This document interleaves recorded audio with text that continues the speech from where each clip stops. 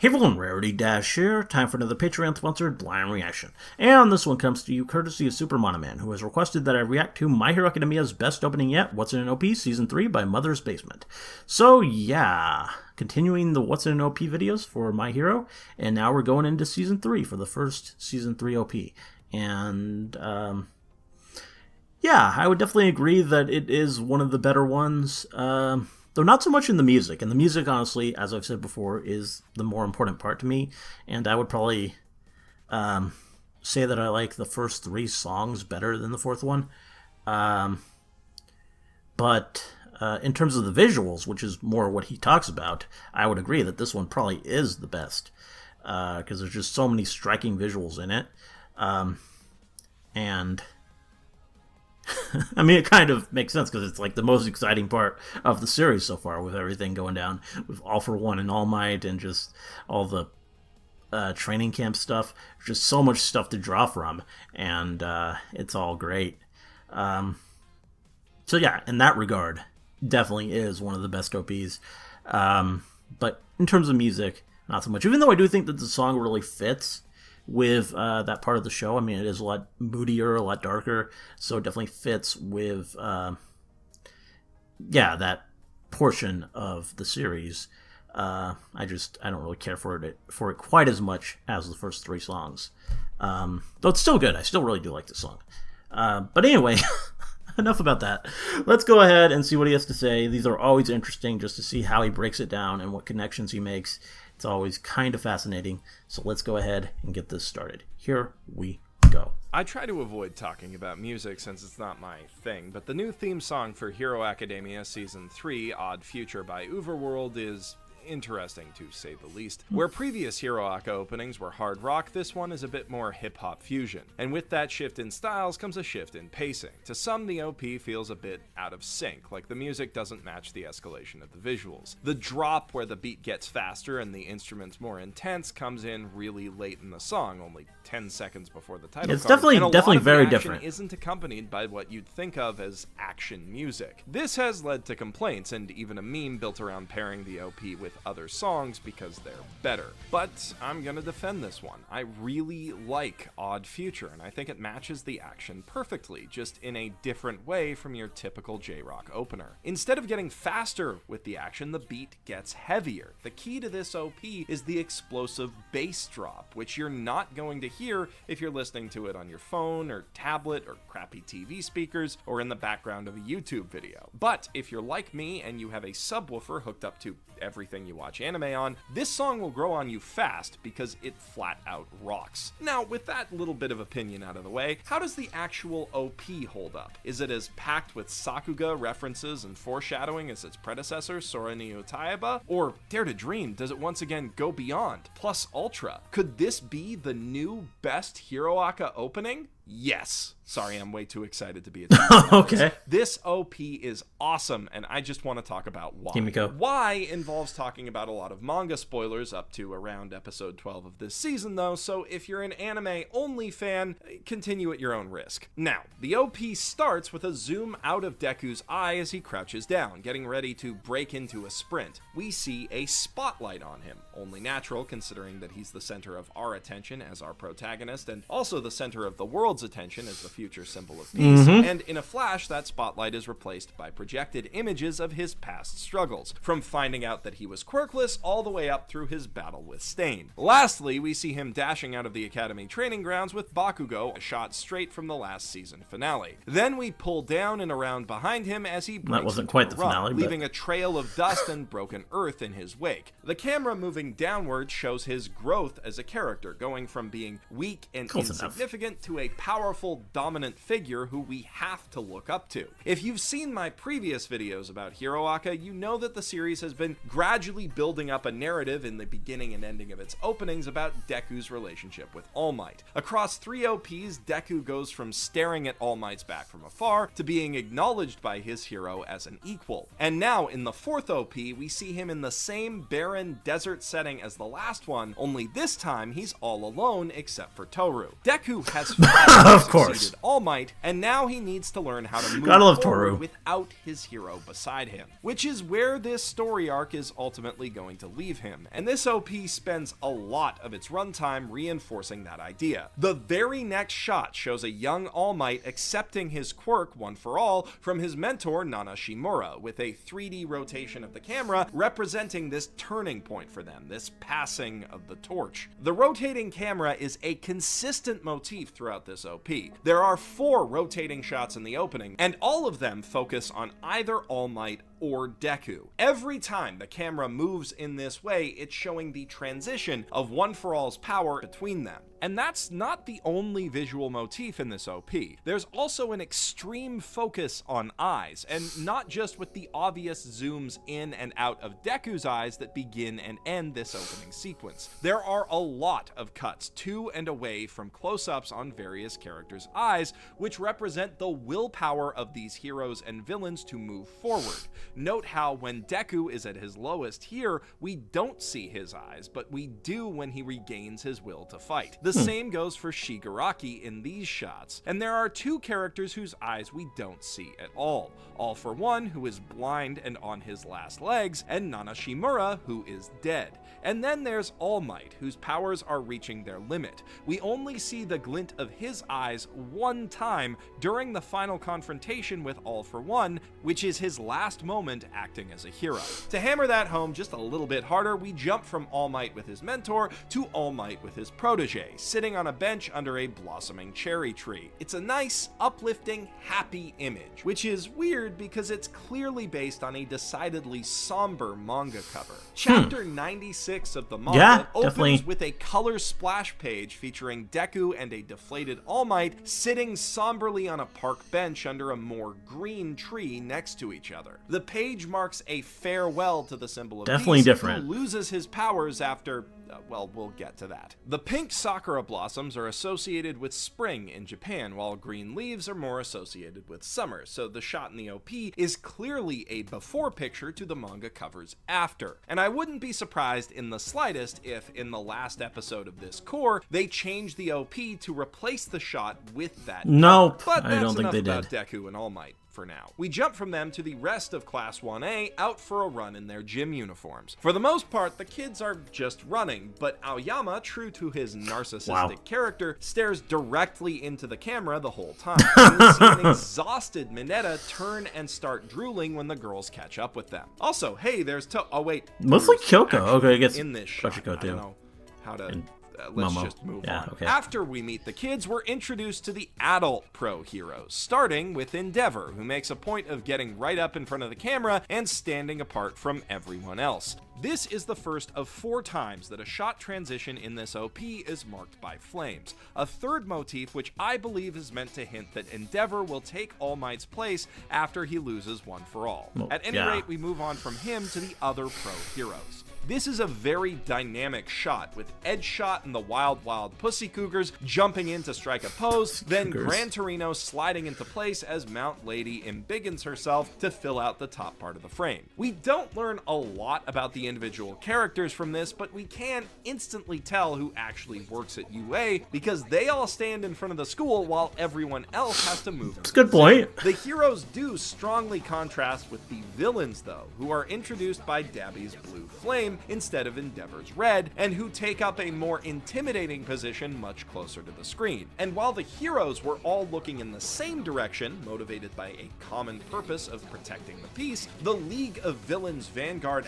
Action Squad is looking all over the place because they all have different ideals and goals. Twice and Mr. Compress are both looking left because they're both loyal to Shigaraki and follow his ideals. Dabi and Spinner are looking to the right, meanwhile, because they're both followers of the Hero Killer Stain and want to create the better world that he envisioned, in direct opposition, though they don't know it yet, to Shigaraki. Also, as a neat little aside, Mr. Compress is holding the shrunken Bakugo in his hand. The guy in the cloak and mask, Muscular, is looking directly at He the just wants to screen kill because stuff. all he wants is chaos. Likewise, Himiko Toga is another villain who just wants to watch the world burn, and she looks directly into the camera when she pops up as well. But she does a little bit more than that. that. Yeah. She smiles at us as she toys with her needle in She's an adorable. unmistakably flirty manner.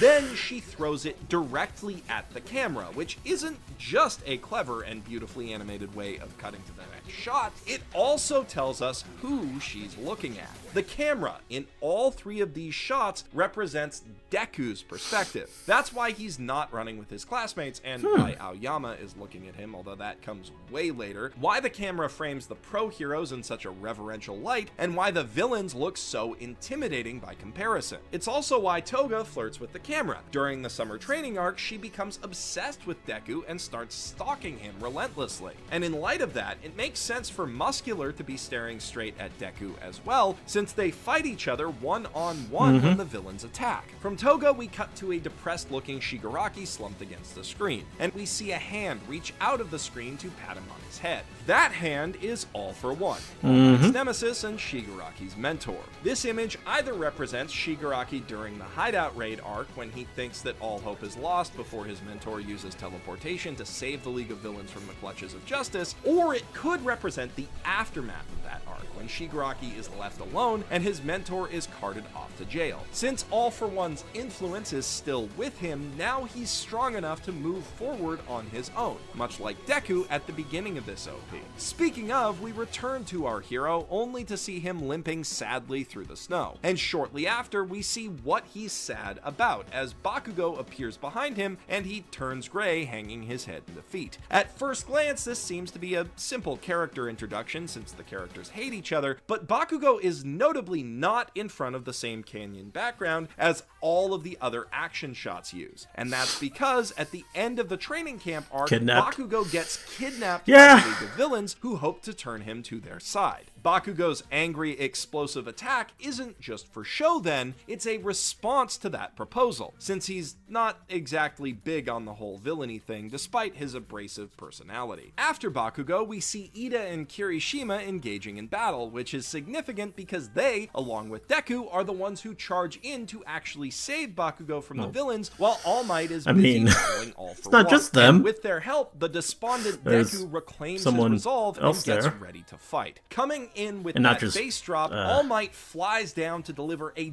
devastating punch to the center of the city. This is him charging in to fight All For One last time. Then we cut back to Shigaraki walking forward purposely in front of a creepy, grasping horde of Nomus. He is now moving forward on his own, truly leading the League of Villains instead of just following orders and leaving his defeated mentor behind, which is exactly what All For One wants, to let Shigaraki's hatred fuel him to achieve even greater levels of villainy now that his mentor is gone. After that, we jump back to the training camp arc to see all of Deku's classmates jumping out of an explosion in the woods, giving everyone a chance to let their powers shine. Literally, in Aoyama's case, there are a few points of interest here. Firstly, it's worth noting that Tetsu is mixed in with Class A in place of Kirishima, and he does play a key role in taking down one of the villains. Secondly, it's significant that the explosion starts with an immense burst of power from Dark Shadow, who goes out of control when the villains attack during this arc. And for the most part, that's what this shot is meant to convey. It's just a crazy burst of action meant to show the chaos created by the villains attacking.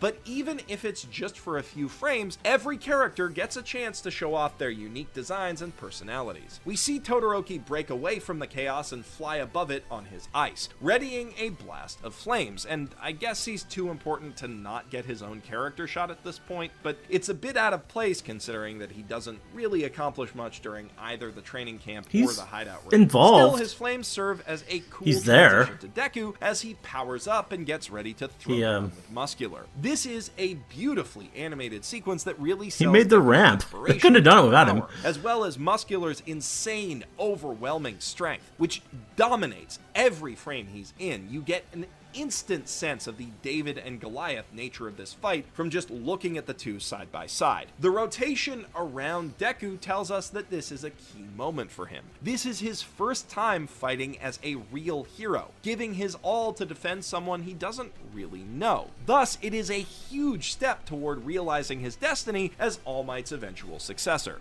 That idea is reinforced as he goes in for the knockout blow, and just before he lands his 1,000,000% Delaware-Detroit smash, we zoom into Deku's eye and see what's inspiring him: the ferocious fighting spirit of All Might. Conveniently, this also serves as an excuse to highlight the final battle between All Might and All For One. From behind the villain, we see All Might crackling with energy, ready to release every last ounce of One For All in his final attack, United States of Smash, which is the coolest attack name ever.